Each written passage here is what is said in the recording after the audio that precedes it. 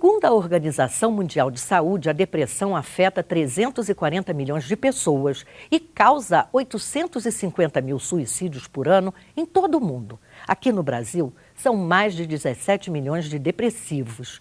Em 16 anos, o número de mortes relacionadas à depressão cresceu mais de 700%. O número é estarrecedor. Anualmente, cerca de 13 mil brasileiros põem fim à vida.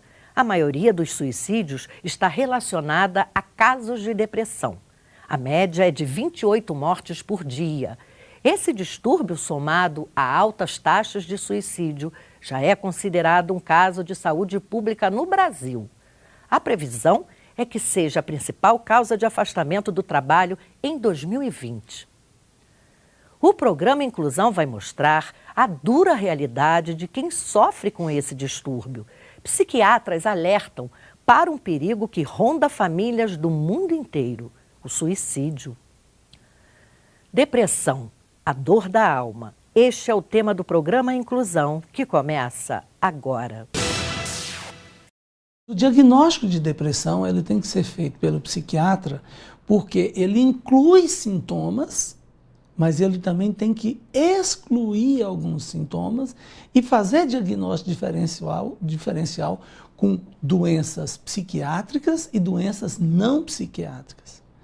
Mas uma pessoa, quando ela começa a apresentar sintomas como tristeza, desânimo, falta de prazer, falta de alegria, falta de vontade, e aí uma coisa que é interessante assim, ou sono excessivo ou insônia, ou ganho de peso ou emagrecimento, ou fica muito apática, inquieta, ou fica muito ansiosa, muito agitada. São sintomas que, no seu bojo, com outros sintomas associados, vão construir o que nós chamamos de síndrome depressiva. Pacientes com depressão, principalmente as depressões mais graves, têm um risco muito grande de suicídio, né? O que é um problema. O que a gente pode fazer em relação ao suicídio é a prevenção. E a prevenção fica na identificação da doença e o tratamento mais adequado dessa doença. O suicídio, 97% daqueles que suicidam têm algum tipo de transtorno psiquiátrico. Dentro desse transtorno psiquiátrico, os transtornos do humor, que a depressão está inclusa, é a maior causa de suicídio no mundo. Cerca de 36% das pessoas que suicidam têm um transtorno do humor. Isso é grave. Conhecida como um dos maiores males da atualidade, a depressão é um transtorno psiquiátrico bastante comum que afeta pessoas de todas as idades, gênero e classe social. Muitas celebridades já foram e ainda são diagnosticadas com o distúrbio. Algumas tratam com seriedade e lutam para ter qualidade de vida. Outras, no entanto, sucumbem e abreviam a vida por conta própria.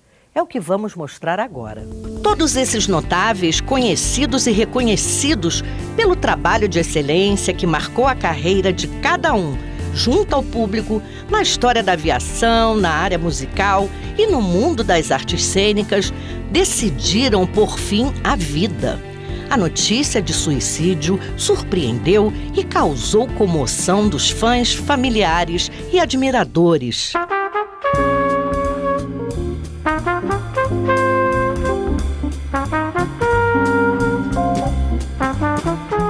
A história do brasileiro Alberto Santos Dumont foi marcada pela invenção do avião. Ele projetou, construiu e voou nos primeiros balões dirigíveis com motor a gasolina. Esses voos foram os primeiros homologados pelo Aeroclube da França, sobre um aparelho mais pesado que o ar, levantado por seus próprios meios e subindo sem uso de rampa para lançamento. Ao longo de sua trajetória, Santos Dumont recebeu inúmeros prêmios e o reconhecimento internacional. Mas o final de sua vida não foi digno de sua ilustre história.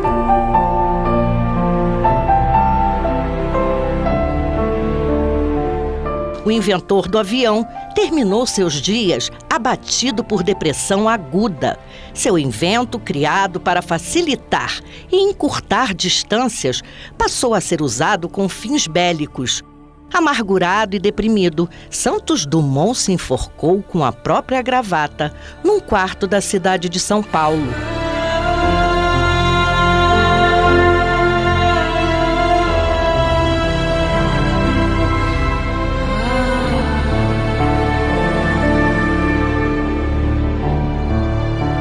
O ator Valmor Chagas é outra personalidade brasileira mortalmente atingida pela depressão.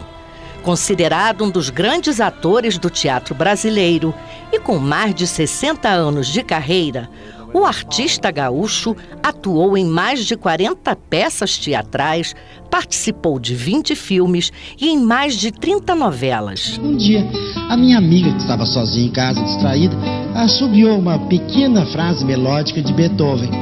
E o canário começou a cantar alegremente. Afastado dos palcos, o ator foi morar num sítio na cidade de Guaratinguetá, interior de São Paulo, e lá permaneceu solitariamente até completar 82 anos. O isolamento social, o sentimento de inutilidade decorrente da ausência no mercado de trabalho e as limitações da idade, segundo amigos, levaram Valmor Chagas à depressão e ao suicídio. Eu tenho fé em Deus pra resolver qualquer parada. Chega com respeito na minha quebrada. Alegre, sorridente, com jeitão de menino, o skatista, rapper e vocalista da banda Charlie Brown Jr., Alexandre Magno Abrão, conhecido por Chorão, traçou uma das carreiras de maior sucesso dentro do rock durante 15 anos. A banda liderou as paradas, acumulou diversos hits e a voz do vocalista foi uma das mais veiculadas nas emissoras de rádio. O grupo vendeu mais de 5 milhões de discos e ganhou um Grammy. Sofrendo de uma profunda depressão, aos 42 anos, o vocalista da banda Charlie Brown Jr. pôs fim à vida ao usar um coquetel de drogas, álcool e medicamento. O consagrado ator norte-americano Robin Williams também lutava contra uma depressão severa.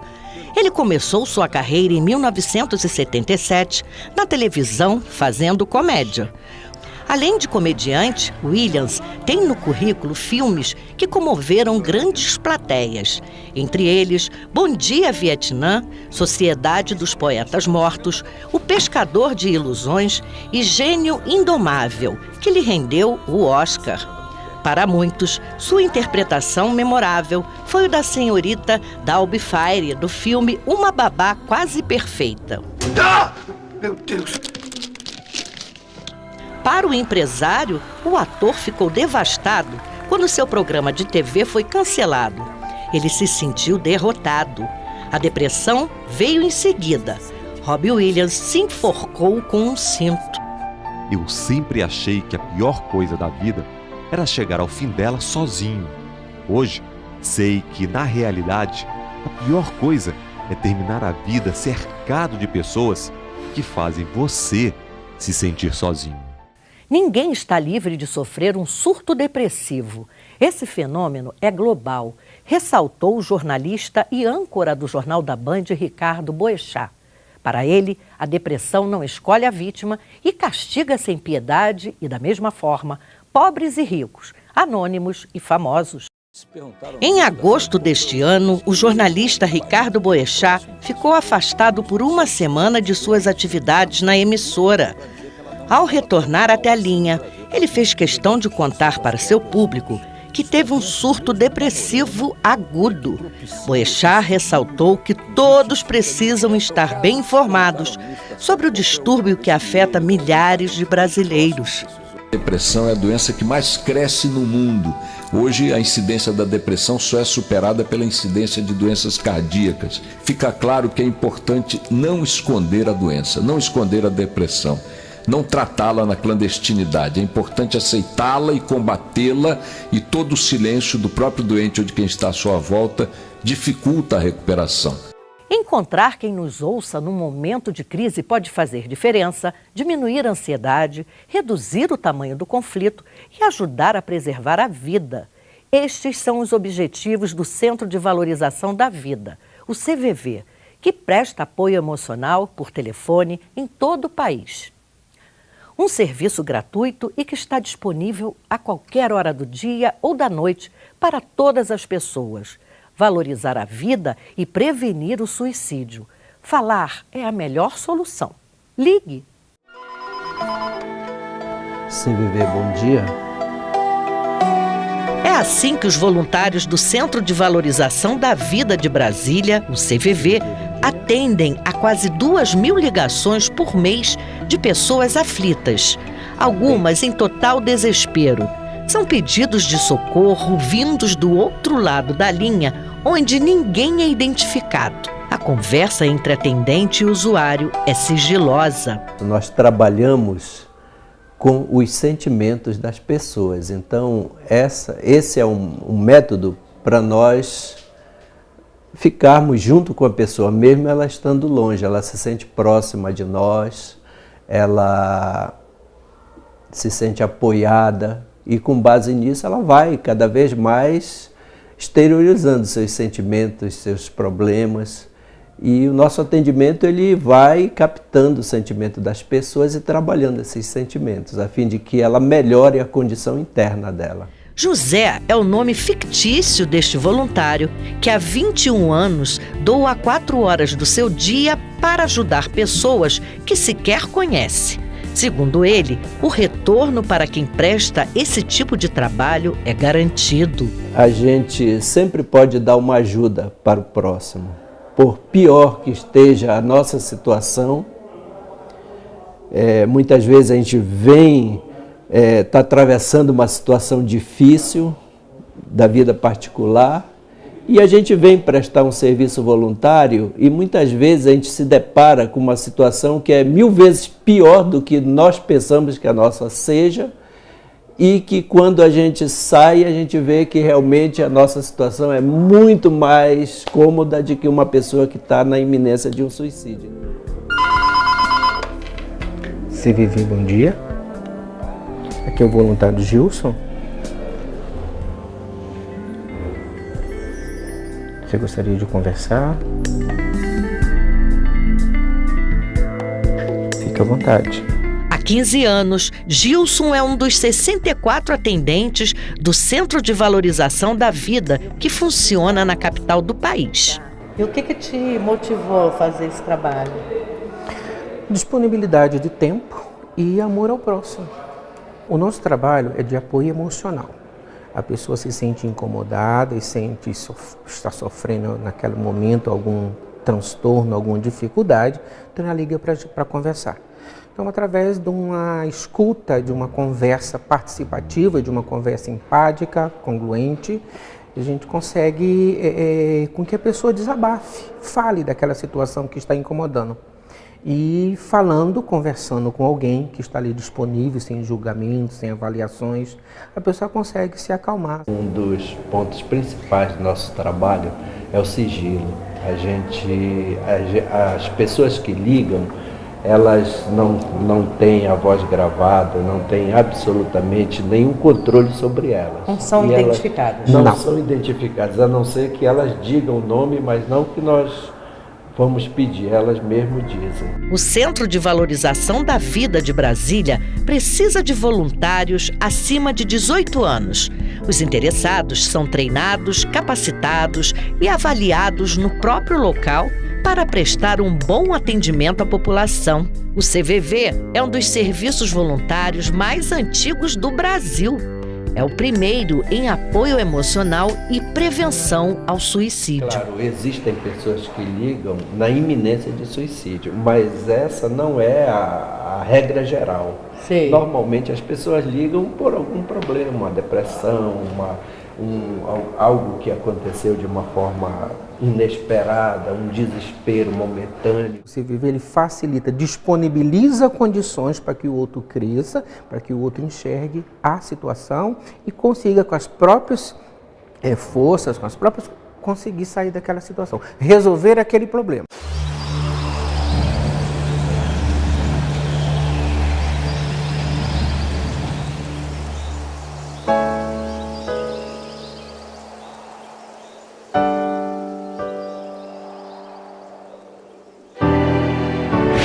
Ligue 141.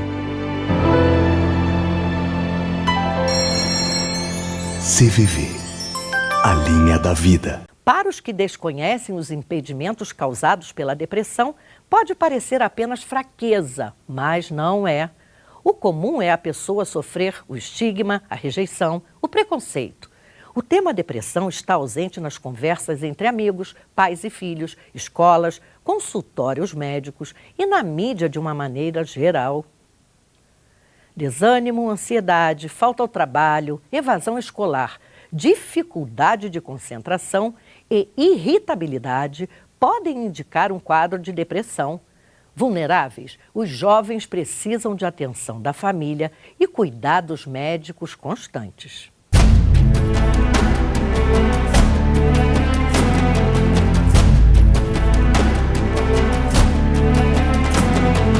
A sensação é a de estar preso mesmo, atrás de grades. O olhar expressa falta de perspectiva, um desafio e tanto a vencer. Rafael que o diga, aos 24 anos, no auge da juventude, ele sofre as consequências de um distúrbio que na maioria das vezes aparece de forma silenciosa, a depressão. Quando eu descobri que tinha a doença foi meio difícil, eu tinha crises, assim... Eu fazia direito, aí eu perdi interesse no curso, pegava tipo um código civil, ia ler, não conseguia decorar as leis. Chegava na hora da prova, não conseguia fazer a questão. Rafael só sai de casa para ir à faculdade. Nada de festas, nem bate-papo na internet. Amigos são poucos. Com os colegas foi meio difícil a interação. A gente tem uma galera lá na sala que a gente é meio fechado na gente. A timidez constatada ainda na infância também prejudicou o desenvolvimento na escola e impediu novas amizades. Sempre fui tímido, né? Mas não foi... Aí não tinha problema ainda, né? Foi mais eu diria, na vida adulta. Na adolescência? Na adolescência, talvez.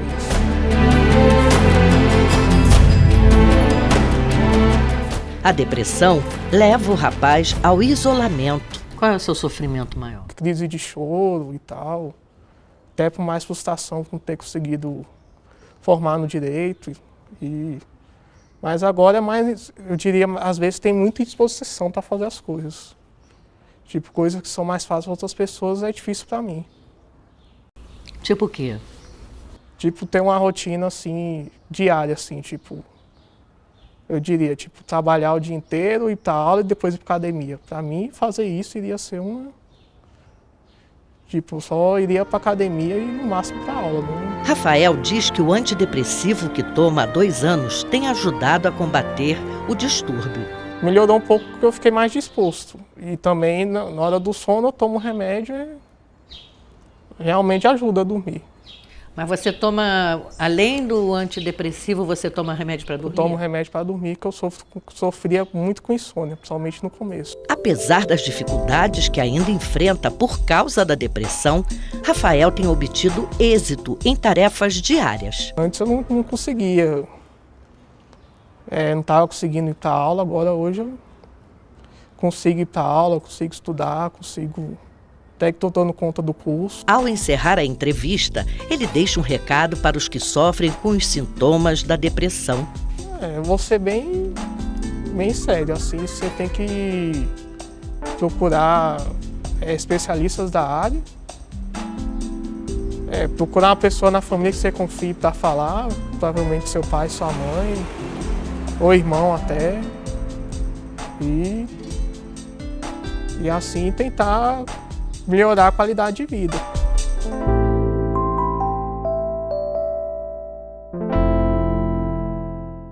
O Congresso Nacional está iluminado de amarelo em apoio à campanha de prevenção ao suicídio.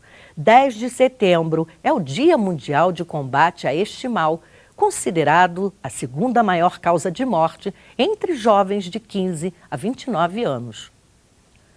Quase 1 milhão de pessoas se matam por ano em todo o mundo, segundo a Organização Mundial de Saúde. Especialistas afirmam que a maioria dessas mortes poderia ter sido evitada. Um alerta do Congresso Nacional chama a atenção de todo o país para as circunstâncias em que as pessoas decidem tirar a própria vida. A campanha Setembro Amarelo é considerada uma ideia brilhante, oportuna e humana. Senadores chamam a atenção para que todos fiquem atentos a atitudes e comportamentos suspeitos entre os familiares. Esse ato do Congresso Nacional é muito importante porque chama a atenção para esse grave problema que nós estamos vivenciando hoje. E que esse grave problema, muitas vezes, ele não é percebido nem pela família, nem pelo amigo, nem pelo irmão e nem por ninguém. Sentimentos de desesperança, desamparo e desespero estão associados ao suicídio. A depressão e a dependência química são 2 fatores de altíssimo risco. Maus tratos, abuso físico e sexual, transtorno psiquiátrico, entre outros, podem aumentar o risco. O suicídio de jovens aumentou assustadoramente em todo o mundo e representa a 3ª principal causa de morte.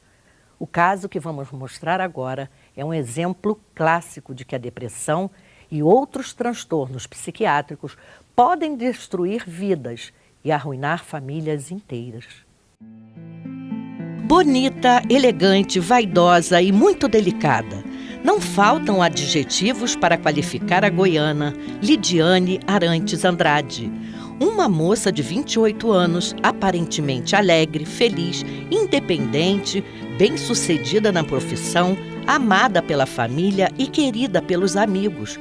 O que teria levado Lidiane a se jogar do 14º andar de seu apartamento no último dia 9 de maio. Lidiane, ela tinha uma depressão, só que como ela tinha uma vida ativa, a Lidiane trabalhava, ela saía, ela viajava, era uma pessoa extremamente ativa, era uma depressão diferente, não é aquela depressão da pessoa que fica no quarto, que não quer sair, que não quer tomar banho, não, ela tinha uma tristeza, era uma depressão diferente.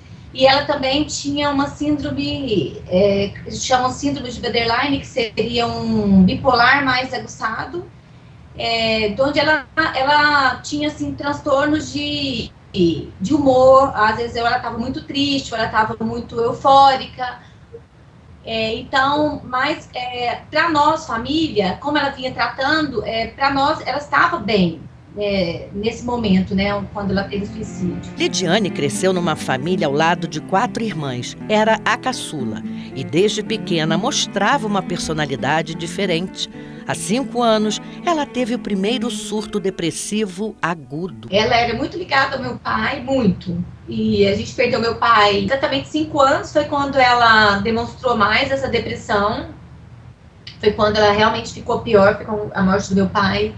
Nós éramos extremamente ligados, ela com a minha mãe, nós éramos muito ligadas. Ela não tinha filhos, mas tinha um carinho enorme pelos sobrinhos, assim, infinito. Ela fazia muita questão de estar sempre nas festas, nos aniversários. Ela, em nenhum momento ela se afastou de nós. Muito pelo contrário, assim, ela sempre ligava. A gente sempre estava conversando, tanto é que no dia mesmo, ela falou com a minha mãe ao meio-dia, durante a semana que antecedeu o fato do suicídio, nós marcamos uma viagem que a gente ia fazer em família, e ela marcou outra viagem que ela ia fazer agora em outubro com a minha mãe para Jerusalém. Então, assim, ela era extremamente ligada à família. Segundo a irmã Elísia, em 5 anos, foram 3 tentativas de suicídio. Ela chegou a tomar medicamento, onde a gente encontrou ela, onde ela tinha tomado bastante medicamento, ela foi para o hospital. E a maior tentativa que ela teve foi que ela cortou os pulsos e ela fechou, no mesmo momento que ela cortou os pulsos, que ela não morreu, ela fechou tudo na casa e ligou o gás.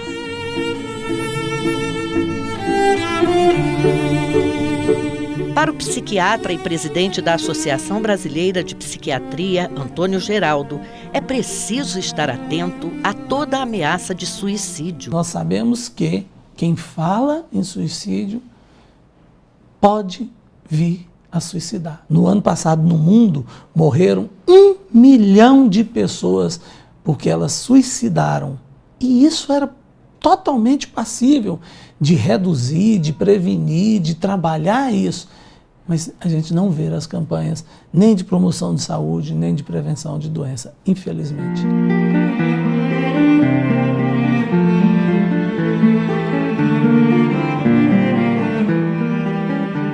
Desde que foi diagnosticada com depressão, Lidiane passou a fazer tratamento com especialistas. Ela vinha tomando medicamento e um dos medicamentos, o médico disse que ela não poderia parar nunca de tomar, que ela teria que tomar a vida toda. Então, para nós, ela estava tomando o medicamento.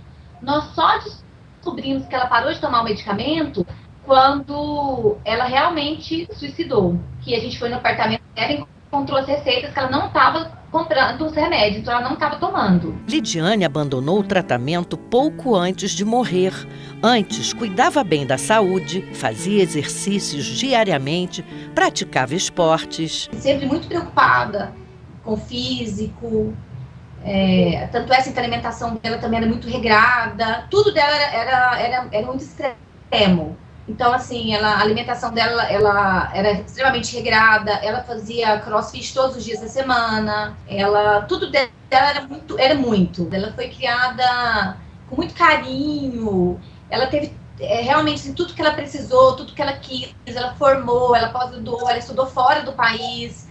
Então, assim, ela era uma menina bem conceituada no trabalho, ativa, então assim, ela não tinha características que a gente realmente deixava que ele fosse levar ela a fazer isso. Ela era uma menina extremamente amada.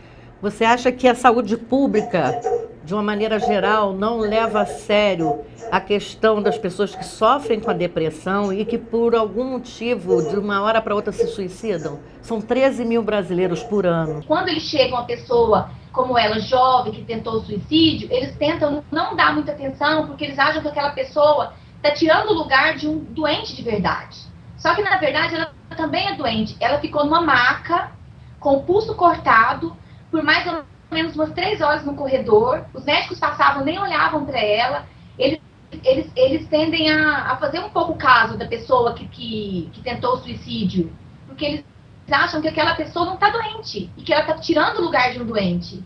Então, a sociedade faz isso, a comunidade faz, todos nós fazemos isso. A gente não tem noção dessa doença, a gente não tem o perigo dessa doença. Vocês sempre, de alguma forma, participaram desse momento dela de atendimento psiquiátrico, psicológico? A família sempre esteve envolvida, sempre consciente do que ela estava fazendo para a saúde mental? Sempre a gente estava realmente junto dela, sempre muito próximo dela. Só que como ela tinha surdos e, como eu falei antes, ela não demonstrava, muitas das vezes também a gente achou que estava tudo bem. A gente achava que estava tudo bem, mas assim, minha mãe sempre com uma preocupação com ela. Minha mãe acompanhava ela pelo WhatsApp, se ela estava online, que horas ela tinha olhado o WhatsApp. A gente estava sempre ligando para ela para saber onde ela estava. Quando ela chegava, minha mãe pedia para ela ligar para falar que chegou. Então, assim, minha mãe, agora, depois desses fatos, minha mãe começou a monitorar ela como se ela fosse uma criança. Então, mas ela nem importava. Ela ria. Ela falou, gente, eu tô aqui. Por que eu tô preocupada?